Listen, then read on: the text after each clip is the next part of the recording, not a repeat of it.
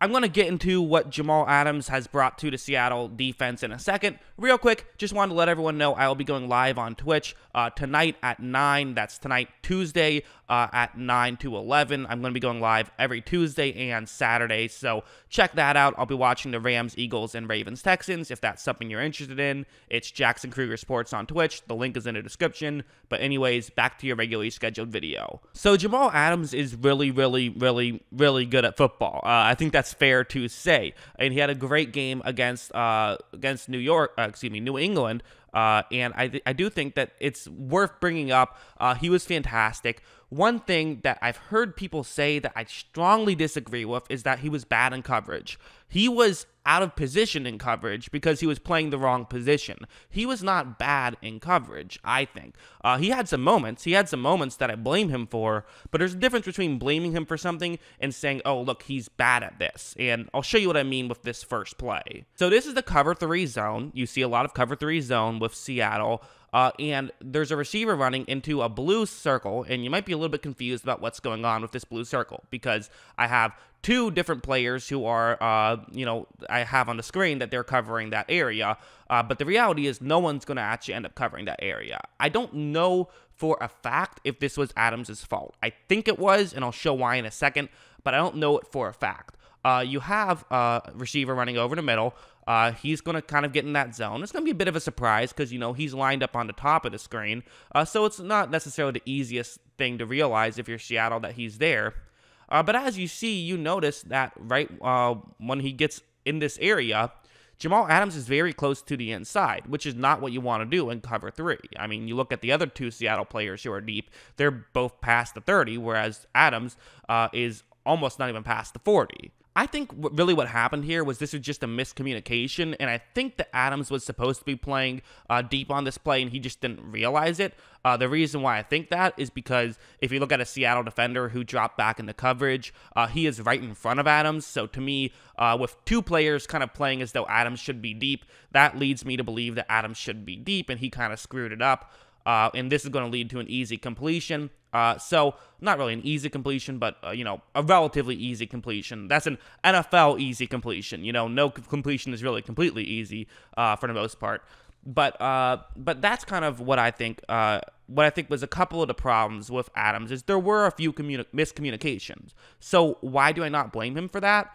Because he's not a deep coverage safety. That's just not what he does. He's a strong safety, and it's almost as difficult to go from strong safety to free safety as it is to go from like strong safety to cornerback or something. It's just a completely different position. Now, it's in some systems it's pretty similar. They do a lot of the same things. In the systems that Jamal Adams has played for, they are incredibly different. Adams is used to playing tight coverage in the middle of the field. He's used to playing one-on-one coverage. He's used to playing coverage where he can take a risk and take chances.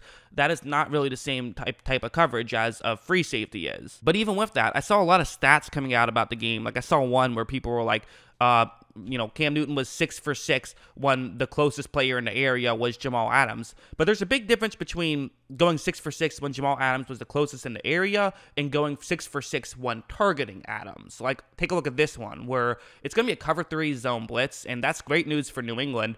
They have the perfect concept to beat this. They're going to have their halfback run out shallow. Another receiver runs further deep past the linebacking core. And the idea is basically there's only one Seattle player in the area. He has to either stay deep or run shallow. Newton can just hit the other guy.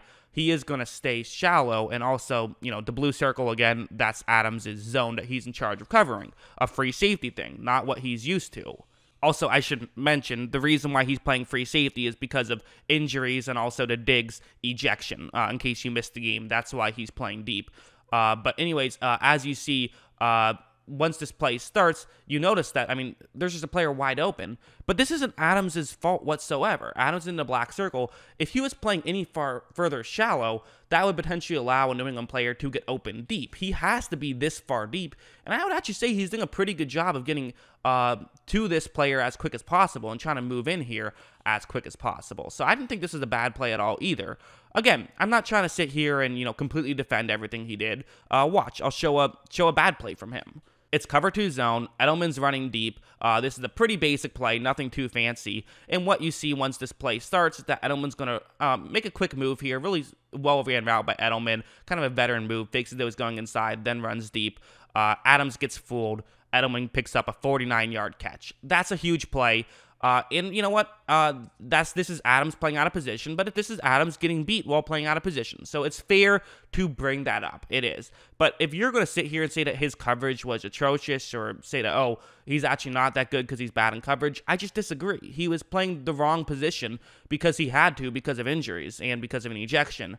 I'm not concerned if I'm the Seattle Seahawks, especially because I still don't think he was a mess in coverage, and I think that what he did, in everything else, and the positive plays he'll bring to your offense, more than made up for it. And let's finally get into the positives as opposed to just me trying to, defend the negatives. One play I loved was this one, where it's going to be just a quick pitch to the halfback who's going to run out to the bottom of the screen. That's the way this play is designed. There is a tackle who's going to move up. He's the one in charge of blocking Adams. Worth mentioning, this is man coverage, which means that Adams is already in charge of covering the halfback. So oftentimes in a man coverage situation, the player who's in charge of covering the halfback, sometimes you need them to make a big play. Well, Adams is going to make a big play. Watch how literally right when this play starts, he quickly gets to the outside to the halfback to where a tackle has no opportunity of trying to make that play. That's just too easy for Adams, and he makes a quick tackle. That's what Adams is capable of. It's those pre-snap reads from a safety where he just realizes what's going on before it happens. He moves over. It's like he can read the minds of New England players. He knows what's going on. He's able to make that play. He's been doing this for his entire career, and it's really tough to game plan against. It really is. He also had some really good pass rushing plays. This one was a sack. It was a sack for 0 yards, but a sack is a sack in terms of the stats. This is a good play design by Seattle. I like how they're really using Jamal Adams to his biggest benefit. And this is how they're going to do it, where you have typically what you expect is the left tackle and the left guard to block the two players that I have shown with them blocking. You then have a linebacker and Jamal Adams who are going to rush the passer right here.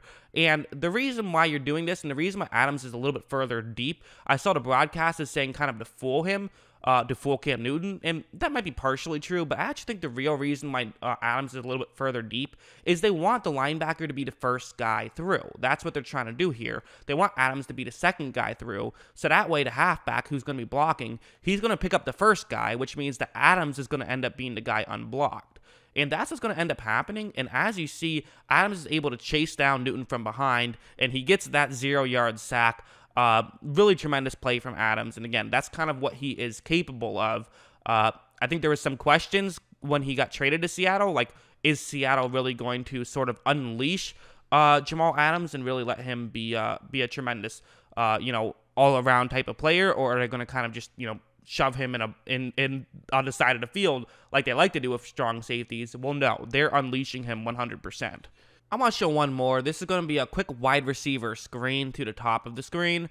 And what you're going to see is that Jakobi Meyers is going to be in charge of blocking Jamal Adams. Adams is the one I've circled in black. The main reason I wanted to show this play is because you're going to just see how difficult it is to block a guy like Adams if you are a wide receiver. Watch how he just delivers a blow to completely get Meyers on 1 foot. Then Adams is able to run over and make a quick tackle. Adams is just incredible. He's just an, unbelievable talent. Okay, yes, maybe he's not the best free safety. Do I care? No, not really, because he's so good as a strong safety, and that's really what his job is. Assuming it's not a suspension to Diggs, which I don't believe it will be, this now means that, Seattle will be back in their typical defense, and Adams can continue to play his typical game. I think he's fantastic. He's been doing great for Seattle, and they're really a championship contending team. I don't know how good they would have been without him on defense, but with him, they're just a force to be reckoned with. So, yeah. That's what I think of Jamal Adams in his game against New England. What did you guys think? Was I being too easy on him in the coverage? I don't think I was. I think I was fair, but obviously I feel that way because it's me. Let me know in the comments below. Always love hearing from you. And of course, as always, thanks for watching.